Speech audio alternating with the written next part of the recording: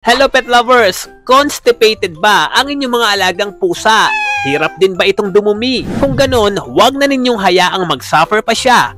Subukan nyo na itong Constipation Relief with 6 probiotics for cats. It promotes healthy bowel movement, relieves constipation, improve stool quality, and supports digestive health.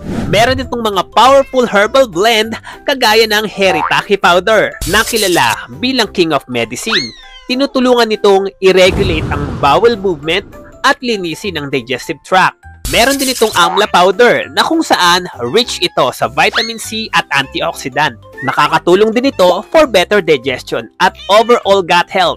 Meron din itong Bibitaki powder na natural na pampalinis ng bituka. Tumutulong din itong magpalambot ng stool para ma-prevent ang constipation. Plus, syempre, meron itong 6 na probiotics na tumutulong para maging smooth at regular ang kanyang pagdumi.